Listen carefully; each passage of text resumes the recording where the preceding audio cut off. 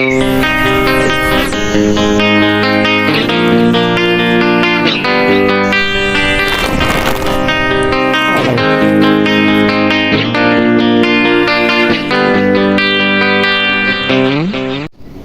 baik. Assalamualaikum warahmatullahi wabarakatuh, sahabat. Tadi kita jumpa lagi. Oke, kemarin kita kan membahas tentang namanya sistem pagar. Ya, jadi kita mendapatkan pertanyaan lagi di mana ada sahabat tani kita yang ingin mencoba sistem konvensional atau di luar sistem pagar, sahabat tani ya. Sebelum terjun ke sistem konvensional, saya akan kasih tahu dulu perbedaan sistem pagar dengan sistem konvensional. Oke. Kalau sistem pagar itu sistemnya rapat, mirip seperti pagar, ya, dan panjang serta lebarnya berbeda.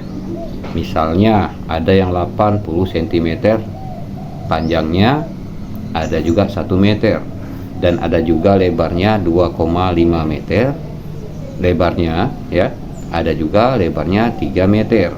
Nah, itu kembali kepada kita sendiri bagaimana keinginan kita dan mau pilih yang mana, sahabat tani. Dan bagaimana Pak dengan konvensional? Oke, sederhana.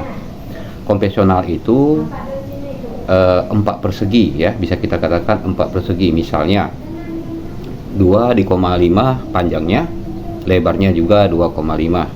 Ada juga 3 meter panjangnya, ada juga lebarnya 3 meter. Nah ya, jadi kita anggap aja lah seperti 4 persegi ya, sahabat tani, seperti kotak gitu, sahabat tani. Nah, jadi karena kita bercerita tentang konvensional, baik akan saya ceritakan melalui pengalaman, melalui penglihatan, bukan melalui data-data doang, karena data-data itu belum tentu kebenarannya. Loh, kenapa bisa begitu Pak? Sekarang begini, data yang kalian ambil itu data tahun kapan, tahun berapa data itu, dan bandingkan dengan data sekarang. Nah, apakah sama Pak? Data dulu mas sekarang berbeda dong, ya, jelas berbeda. Contoh kita bilang, kita lihat dari sekarang ini iklim dulu sama iklim sekarang sama apa beda? Contoh lagi kita bilang, contohnya ya, Aceh Tengah, Takengon, dulu itu terkena suhu sangat dingin, tapi sekarang Takengon, Aceh Tengah, suhunya menjadi sedang dan panas, sahabat tani. Nah, pasti di tempat sahabat tani yang menggunakan data, berkomentar dengan data, seharusnya dipertimbangkan sebelum menceritakan data itu. Karena kenapa? Karena sekarang kita bercerita di tahun 2025, bukan cerita di tahun 1990, apalagi bercerita di zaman Belanda. Nah, data yang kita ambil dari zaman Belanda, sama saya juga banyak bukunya, ya. Sama saya juga banyak bukunya, lengkap sekali tentang kopi, ya, tentang kopi, baik itu kopi Robusta dan Arabica.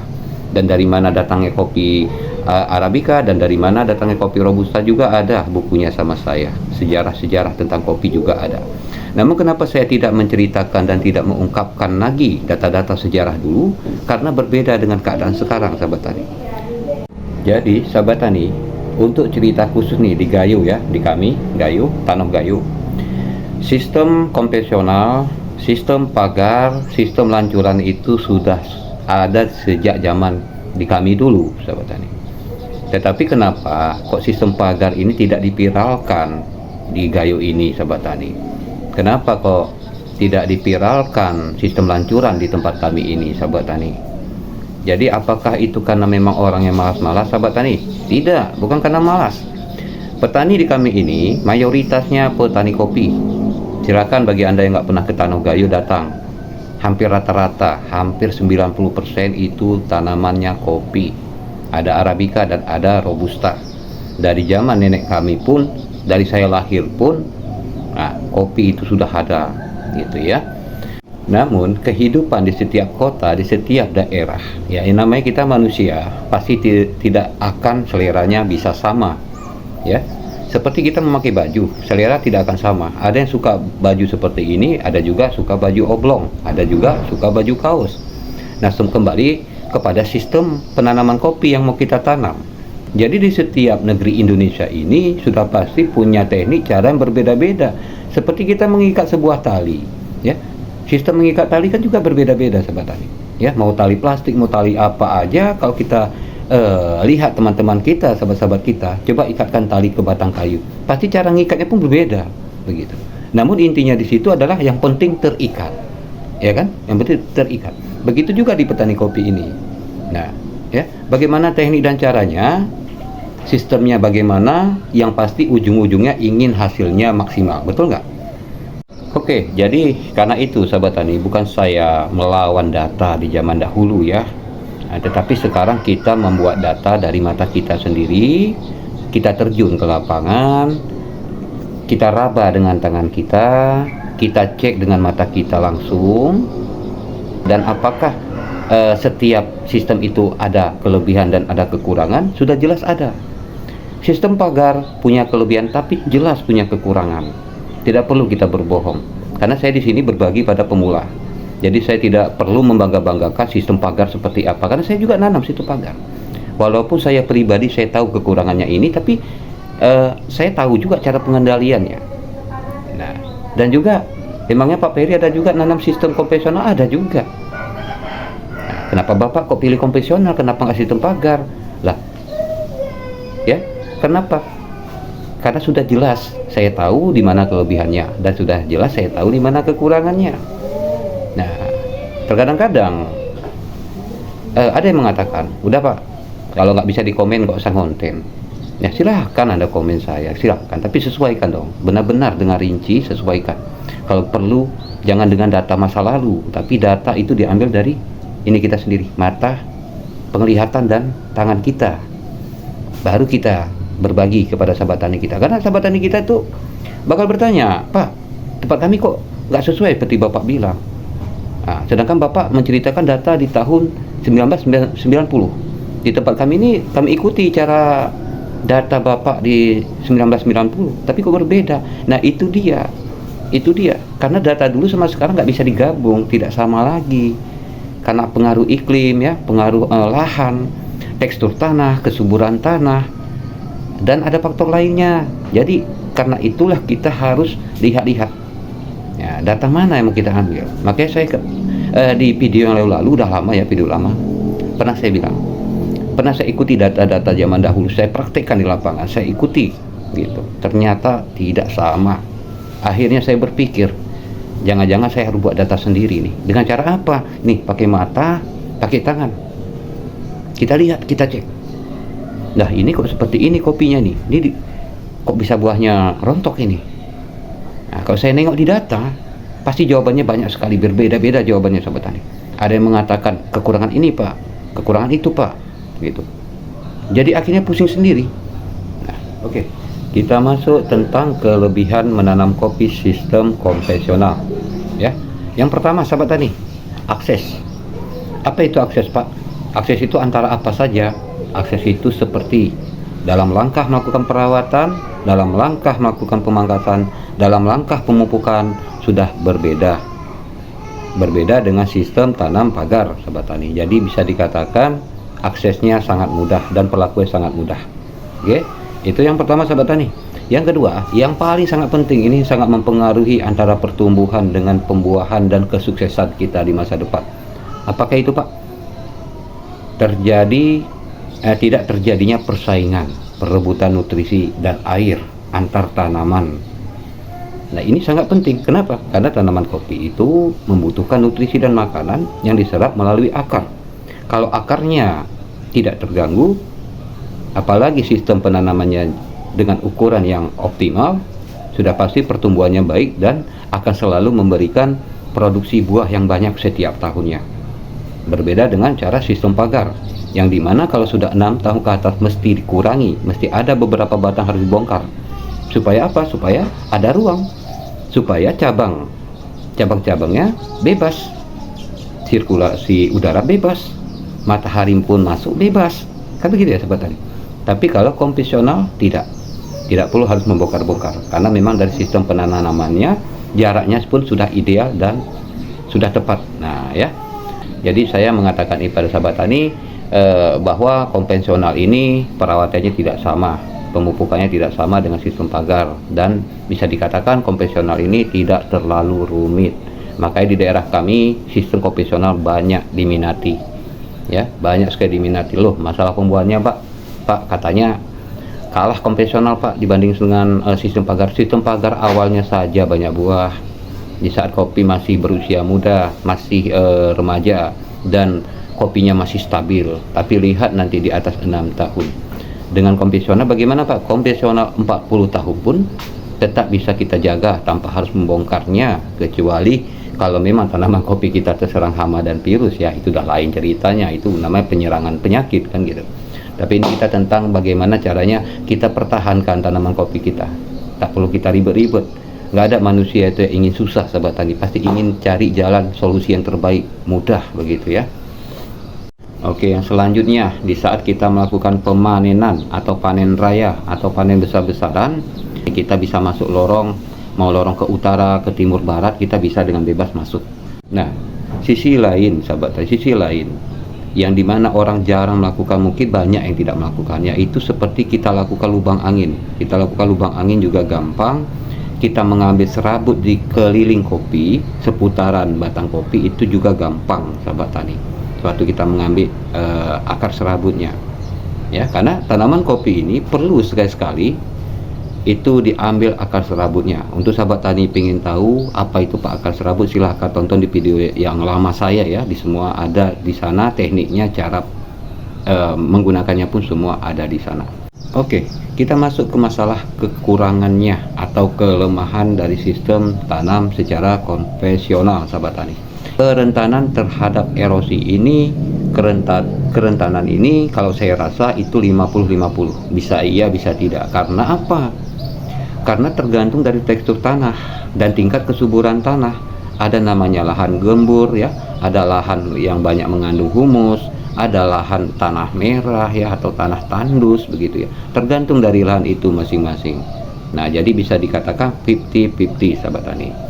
Dan juga kelemahan lainnya kalau konvensional ini, itu kalau datang musim angin ekstrim atau serangan angin ya, ada sekali-kali bakal terjadi itu di tempat kita, apalagi daerah pegunungan. Itu kalau kelemahan kopi konvensional ini adalah mudah patah atau kopi akan rusak ya, akan rusak. Nah, berbeda dengan sistem pagar ya, karena tanamnya rapat jadi terhindar dari yang namanya pematahan cabang atau batang, sahabat tani. Oke, serangan hama atau penyakit atau virus ya bagi kopi sistem konvensional ini juga besar, tetapi tidak sebesar serangan yang ada pada kopi sistem pagar ya, perlu diingat ya, tidak sebesar dan tidak sedahsyat serangan terhadap kopi sistem pagar. Kenapa begitu Pak? Karena sistem pagar sudah saya bilang di video sebelumnya, yang namanya tanah rapat ya kan, tanam rapat, batang ke batang saling rapat, bertabrakan, bertubrukan ya kan, cabang ke cabang bertubrukan, gelap, datanglah virus dan hama ya, sudah pasti ya. Tapi kalau dengan konvensional bagaimana? Konvensional ini itu walaupun terkena paling satu batang ya atau 2 batang, berbeda dengan sistem pagar yang biasanya kalau terkena Leipusarium biasanya akan menjalar dengan cepat ke seluruh tanaman kopi yang ada. Kenapa Pak cepat terkena? Karena rapat, sahabat tani. Oke, sudah saya jelaskan sahabat tani ya, tapi perlu saya uraikan lagi dengan jelas masalah sistem-sistem ini, sahabat tani. Sahabat tani mau pilih yang mana? Sistem pagar boleh, sistem konvensional juga boleh, atau mau sistem lancuran juga boleh. Tidak ada masalah dan tak perlu diributkan. Kenapa begitu Pak? Kenapa? Itu kan penting loh Pak. Enggak terlalu penting. Yang terpenting sekarang adalah petaninya. Serius enggak bertani? Itu yang paling penting, petaninya. Orang datang ke kebun kita bukan ditanya berapa besar lahan kita, tapi ditanya siapa orangnya. Kok bisa lahannya, kebun kopinya menghasilkan berlipat ganda buah dengan cuan ratusan juta? Kok bisa? Siapa nama orang itu? Betul nggak sahabat tani? Nah, di sini kita tidak perlu kita memperhitungkan berapa luas lahan yang kita punya, itu nggak penting. Sekarang petaninya dulu yang kita anggap sekarang penting. Seperti petani yang dia tekun dan tahu dan betul-betul meneliti setiap tanaman kopinya, baik dari akar, batang, daun hingga pucuk. Itu seperti itu yang namanya betul-betul petani, sahabat tani. Yang kedua, apa yang perlu kita lihat? Faktor lingkungan atau lahan. Sekarang kita lihat lahan kita ini subur apa tandus, tanah merah apa tanah humus, begitu. Nah, yang ketiga, faktor apa lagi Pak? Faktor dari iklim. Kita lihat iklimnya, apakah cocok untuk kopi robusta ataukah untuk kopi arabica. Kita pertimbangkan lagi di situ. Nah, kalau cocok untuk robusta, tanam robusta. Kalau cocok untuk arabica, tanam arabica. Kalau nggak cocok, jangan dipaksa. Begitu konsepnya sahabat tani.